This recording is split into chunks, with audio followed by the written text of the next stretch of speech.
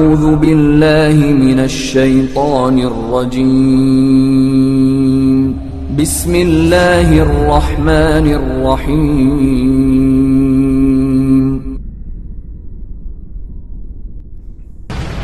الحمد لله وحده وكفى والصلاة والسلام على من لا نبي بعده أما بعد فأعوذ بالله من الشيطان الرجيم بسم الله الرحمن الرحيم وقلنا يا آدم اسكن أنت وزوجك الجنة وكلا منها رغدا حيث شئتما ولا تقربا هذه الشجرة فتكونا من الظالمين۔ محترم ناظرین کرام، السلام علیکم ورحمۃ اللہ وبرکاتہ۔ آج کا ہمارا سبق ہے سورۃ البقرہ آیت نمبر 35۔ آیت نمبر 35 آج ہم پڑھیں گے۔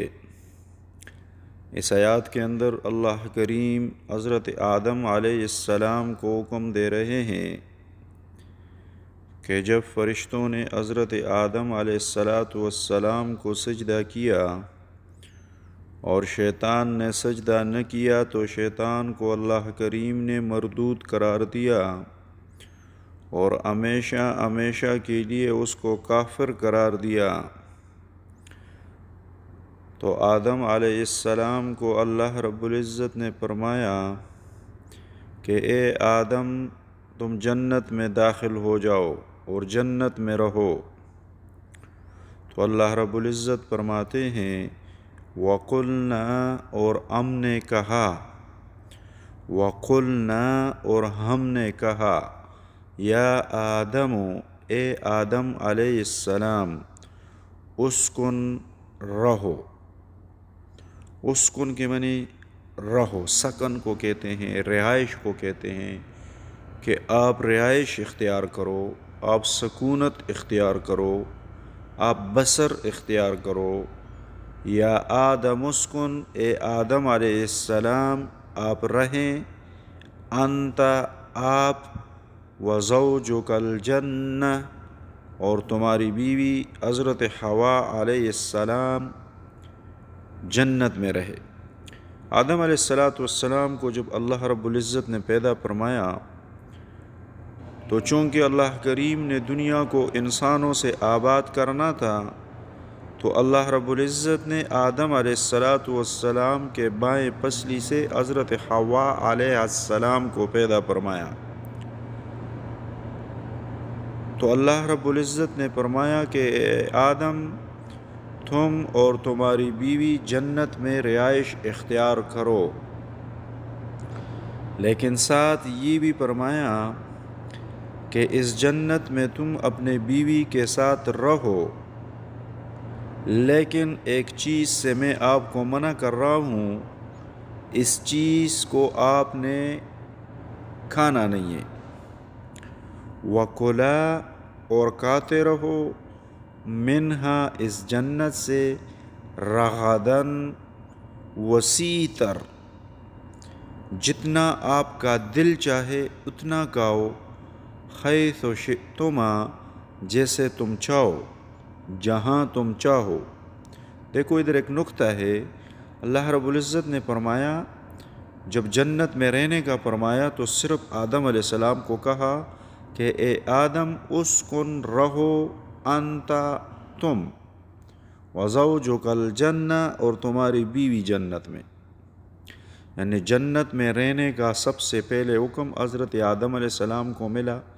تو ظاہری بات ہے دنیا میں بھی یہ قانون ہے کہ جہاں شوہر رہے ادھر ساتھ بیوی رہتی ہے، لیکن آگے نقطہ یہ ہے کہ جنت میں جب یہ دونوں رہے تو اللہ رب العزت نے فرمایا وَكُلَا مِنْهَا رَغَدًا۔ وَكُلَا، علماء سمجھتے ہیں یا طلباء سمجھتے ہیں کہ وَكُلَا میں صیغہ ہے تثنیہ کا، دو بندوں کے لیے استعمال ہوتا ہے کہ دونوں کھاتے رہو، منہا، اس جنت میں سے، یعنی جنت میں رہنا حوا علیہ السلام کو آدم علیہ السلام کے ذریعے رہنا تھا، ان کی وساطت سے رہنا تھا کہ ان کی بیوی تھی، تو چونکہ اللہ رب العزت نے حضرت آدم کو جنت میں داخل فرمایا علیہ السلام کو، تو اس کی بیوی کو بھی آلریڈی جنت میں رہنا پڑا۔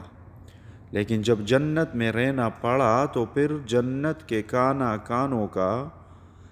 کھانوں کے کھانے کا اللہ رب العزت نے دونوں کو حکم دیا کہ دونوں کھاؤ، چونکہ جس گھر میں جس جگہ پہ بندہ چلا جائے، اور ویسے بھی یہ قانون ہے اللہ رب العزت کا کہ خواتین اپنی ضرورت کے لیے اپنے شوہر کے مال میں سے اپنے اوپر خرچ کر سکتی ہے اور کھا سکتی ہے۔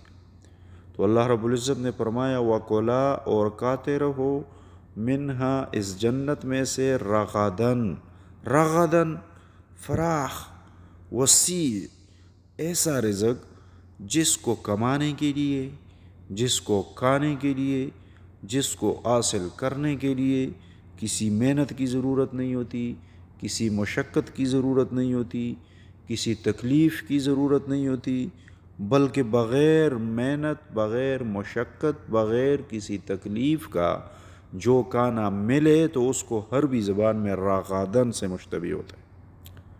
ایک بات۔ دوسرا رغدن کا معنی ہوتا ہے وسیع تر، یعنی جتنا مرضی چاہے کھاؤ، جس چیز کو جس مقدار میں مرضی کھاؤ، حیث شئتما، جیسے تم لوگ چاہو، جہاں تم لوگ چاہو، یعنی جنت میں تم لوگ داخل ہو گئے ہو، اس جنت میں جہاں تمہاری مرضی ہو جا سکتے ہو، جہاں تمہارا دل ہو رہ سکتے ہو، جو چیز تمہارا دل کرے وہ کھا سکتے ہو، لیکن وَلَا تَقْرَبَا هَذِهِ الشَّجَرَةَ، اس درخت کے نزدیک بھی نہیں جانا۔ اس درخت کے نزدیک بھی نہیں جانا سے مراد یہ ہے کہ اس درخت کو آپ نے کھانا نہیں ہے۔ جب کھانا نہیں ہے تو اللہ رب العزت نے اس کی تشبیہ دی کہ کھانا تو دور کی بات ہے، اس کے نزدیک بھی نہیں جانا ہے۔ یہ تمام نعمتیں میں نے آپ کو عطا فرمائی، جنت میں رہنا نصیب فرمایا، جنت آپ کو عطا فرمائی، جنت کی ساری سہولتیں، ساری آرائشیں، ساری خوبصورتیاں، سارے مزے آپ کو عطا فرمائیں، لیکن یہ میرا ایک حکم ہے کہ اس درخت کے نزدیک مت جائیے۔ وَلَا تَقْرَبَ هَذِهِ الشَّجَرَةَ، اور اس درخت کے قریب مت جائے۔ اب یہ درخت کون سا تھا؟ تو آگے لوگ اپنی جو ہے نا وہ بیان کرتے ہیں، کوئی کہتے جی یہ گندم کا درخت تھا، کوئی کہتے جی انگور تھا، کوئی کہتے انجیر کا درخت تھا، لیکن میرے بھائیو قرآن اس بارے میں خاموش ہے۔ تو جس چیز میں قرآن خاموش ہے اس بحث میں پڑھنے کی ضرورت ہی نہیں ہے۔ درخت جس چیز کا بھی تھا وہ نہ ہمارے عقیدے میں شامل ہے اور نہ ہی اس بحث میں ہمیں پڑھنا چاہیے۔ قرآن نے کہا درخت تھا، بس درخت تھا۔ جس چیز کا بھی تھا قرآن نے سکونت اختیار کی ہے، خاموشی اختیار کی ہے، تو ہمیں بھی اس بحث میں نہیں پڑھنا چاہیے۔